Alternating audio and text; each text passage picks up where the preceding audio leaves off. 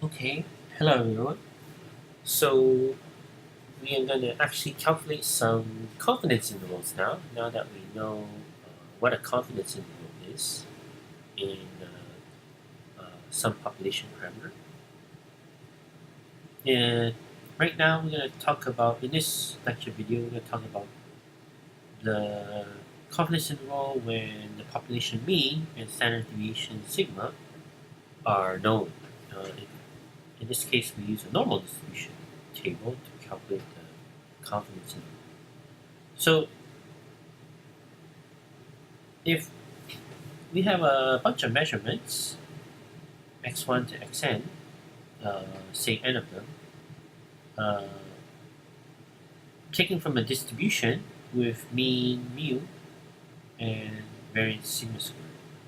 Then a 100 times 1 minus alpha percent confidence interval in the true population mean mu is given by x bar plus or minus z alpha over 2 sigma over square root n, where x bar is the sample mean,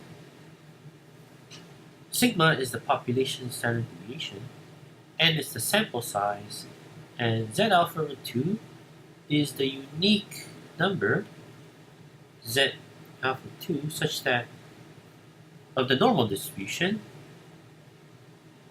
such that to the right of z alpha over 2 or to the left of minus z alpha over 2, the area to the right of this is, which is the shaded region here, is alpha over 2. So that means the remaining area in between minus z alpha over 2 and z alpha 2, which is colored in yellow here, is 1 minus alpha. So equivalently, that means that the probability that that mu or any z falls in between z alpha and minus z alpha 2 is 1 minus alpha.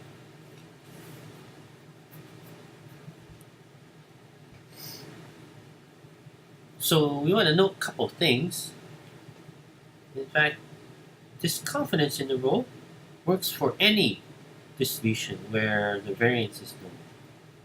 So it could be any normal or non-normal distribution, okay, where n is large.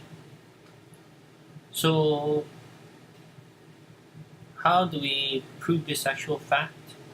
Well, it just basically comes from the central limit here. I won't go through the whole proof, but we know that for n large, the sample mean distribution behaves or can be approximated by the normal distribution with mean mu and variance sigma squared divided by n. So if we normalize the sample mean variable to, then we have this fact, that is the probability that x minus mu over sigma over square root n is in between minus z alpha of 2 and z alpha of 2 is 1 minus alpha. By definition, z alpha of 2. Now, if we just rearrange this inside inequality to solve for mu, the population mean mu, okay, so that blue inequality is in fact equivalent to this one. So we're just solving for the population mean mu. It's equivalent to this one. Is equivalent to this one. So in fact, the inequality in blue is equivalent to this inequality at the bottom for mu, which is that this last sentence says that the probability that the true, remember this is the true population mean of the distribution, is in between these two numbers. Okay? This is how we determine the confidence interval when the variance of the distribution is known, the true population distribution. So what are these? How do we find these z alpha over 2's here? How do we find these z alpha over 2's for different confidence intervals? Well, we're going to use three common ones. confidence intervals: 95%, 99%, and 90% confidence. So you probably hear some of these numbers in some articles you read in the future. You know, some type of population parameter has we have studies have shown that blah blah blah population parameter is within 95%. We have 95% is calculated with 95% confidence interval, something like that. So how do we get to Z alpha 2? Well, in fact, alpha in this case there's a typo here, is 0.5 for 95% confidence interval. So by definition then, alpha over 2 is 0.025. So by definition, we need Z alpha over 2, right, such that, so this is going to be Z 0.025, so that to the right on Z alpha over 2 here, so this is for 95% confidence interval, the area to the right in the black shaded region must be 0.025 of the normal curve. So let's look back at our normal distribution table and see if there is a 0.025. And if you look down here, 0.025, there's a 0.025 right here. Okay. You know, we go up and to the left to find Z alpha of 2, so it's 1.96. That's why we have Z alpha is 1.96 for 95% confidence. Similarly, you can find Z alpha of 2 for the 99% confidence interval.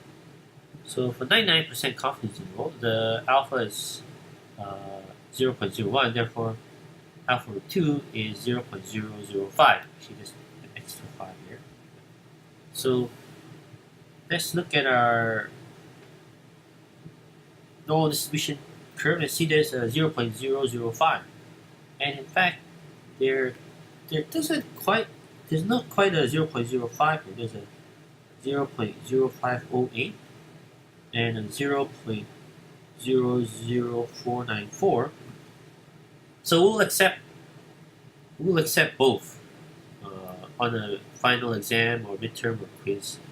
Okay, or you can choose something in between, say 2.575. But let's just pick 2.58 in this case. So in this case, we pick our Z alpha of 2 as 2.58 for 99% confidence interval.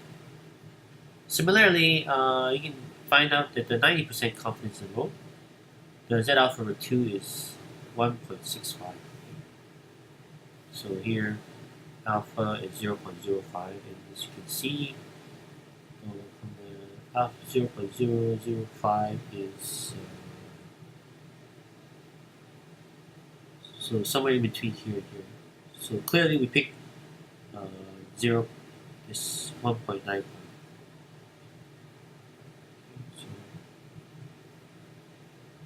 So you can also pick K is Z alpha 2 is 1.64 or 1.645.